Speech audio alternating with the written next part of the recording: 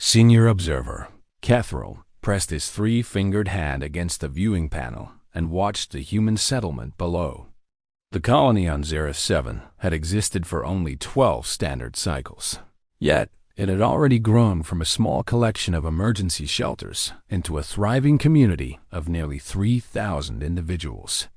His species, the Valkyrie, had been studying humanity for decades now, ever since these strange bipedal creatures had burst onto the galactic stage with their crude but effective faster-than-light engines. The morning sun cast long shadows across the settlement as Catherall activated his recording device. His supervisor on the homeworld had requested detailed documentation of human child-rearing practices.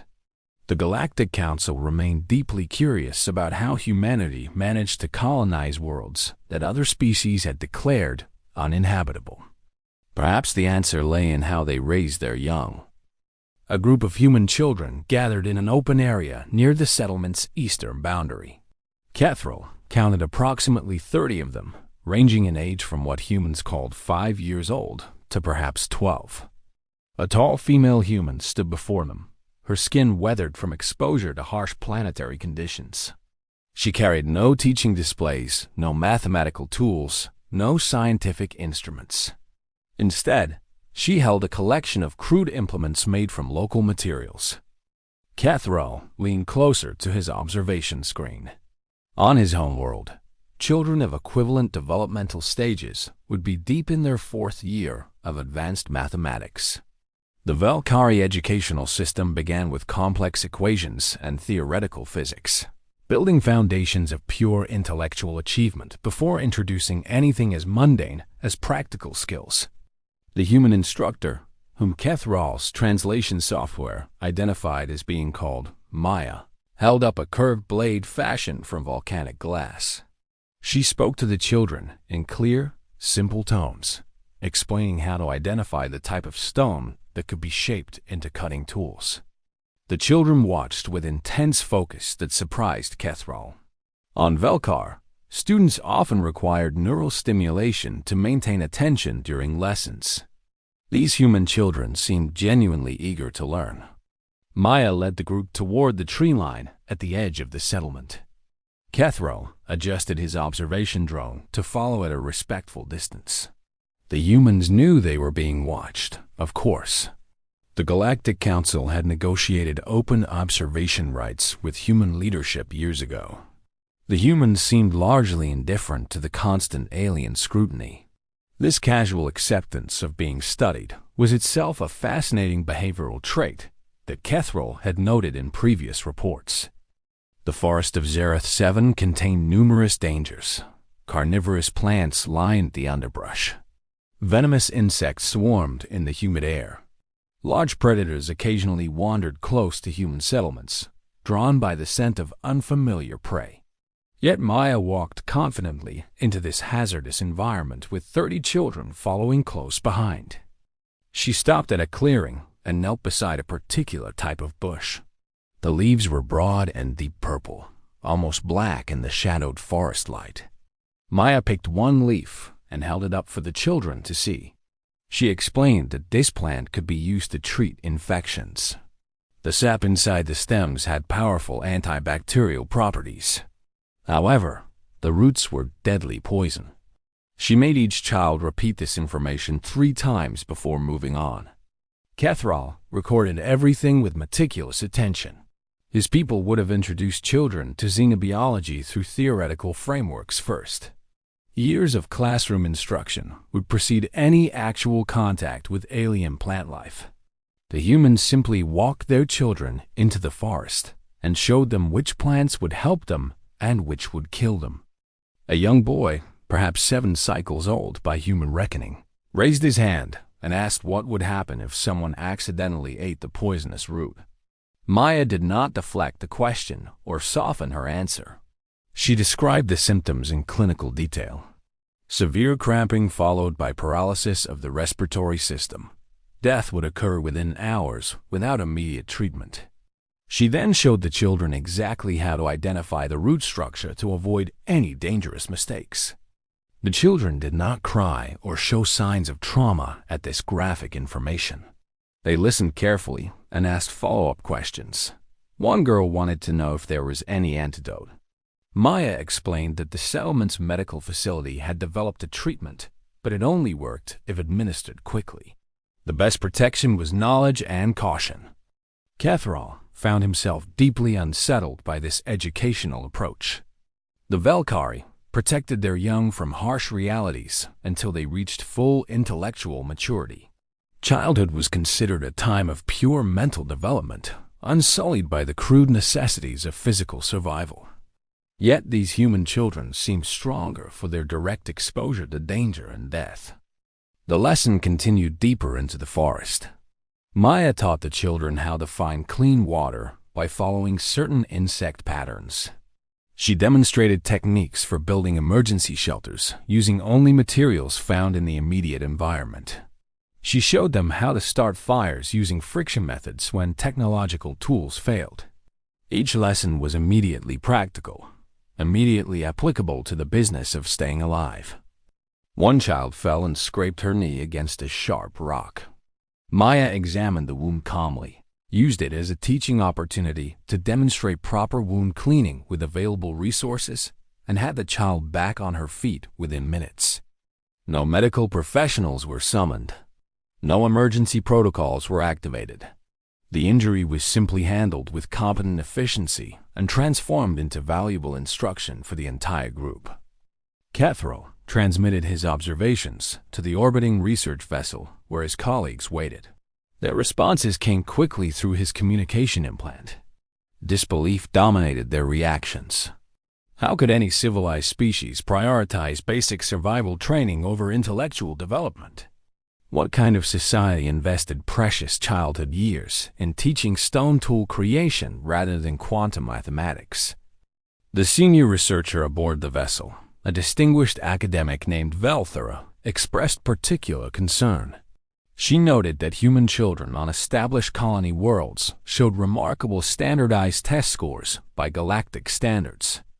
Their mathematical abilities eventually reached impressive levels. Their scientific achievements consistently exceeded predictions. Yet here on this frontier world, the priorities seemed entirely reversed. Maya led the children to a small stream that cut through the forest floor. She demonstrated how to construct simple traps for catching the fish-like creatures that swam in these waters. The children practiced the techniques themselves, working in small groups to build functional traps from sticks and plant fibers.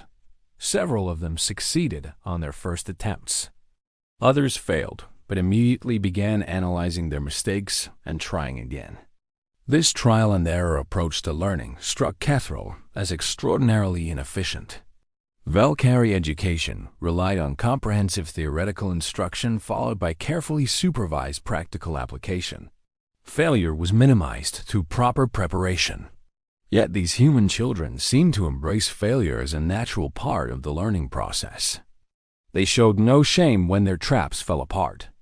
They simply studied the problem and began again. The observation drone captured footage of a particular boy who failed 6 consecutive times to construct a working fish trap. Rather than becoming discouraged, he examined the successful traps built by his peers and identified specific differences in technique. His 7th attempt held together perfectly. The smile on his face suggested genuine pride in his accomplishment. Maya praised the boy publicly, using his persistence as an example for the entire group. She explained that survival often depended on refusing to give up when faced with repeated failure. The forest did not care about intentions or feelings. Only results mattered. Those who learned from their mistakes would live. Those who surrendered to frustration would not. Cathro felt a strange sensation in his secondary respiratory system. He recognized it as discomfort, mingled with something that might have been admiration. These humans were raising their children to be survivors first and scholars second.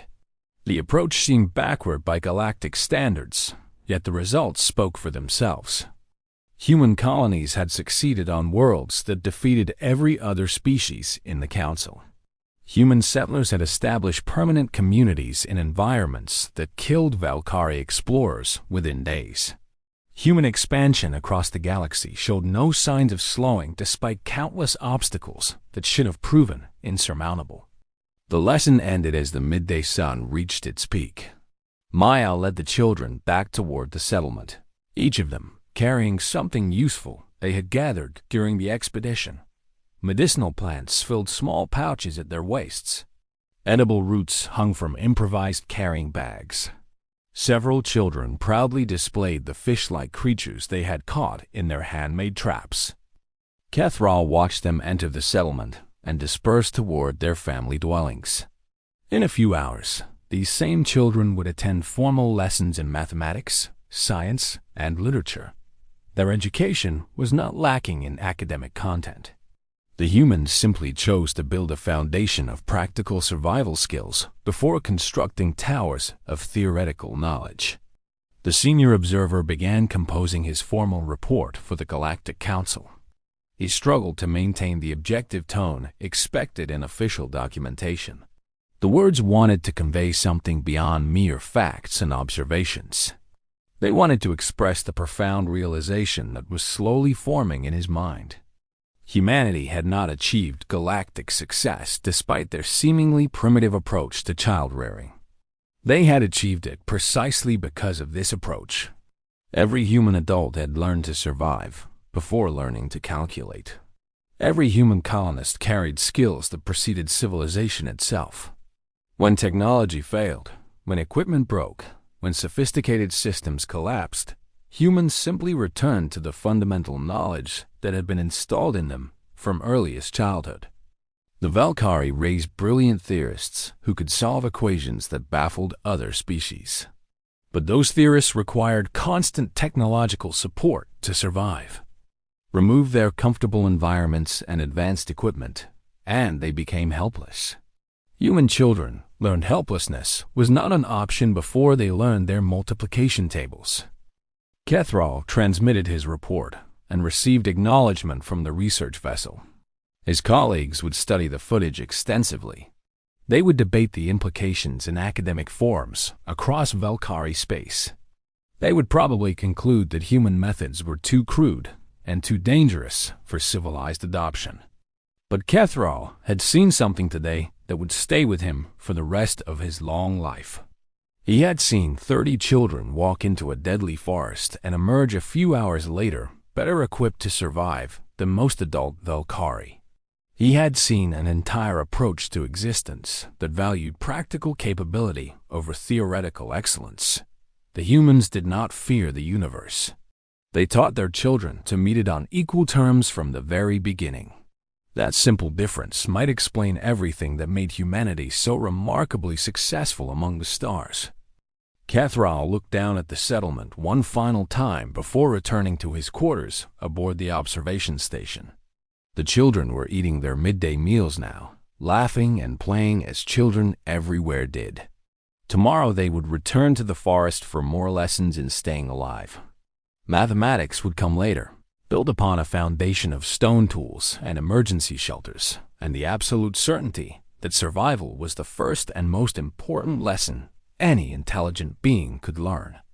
The senior observer closed his recording device and began planning his next observation session. He had much more to document about these strange, primitive, terrifyingly competent creatures called humans.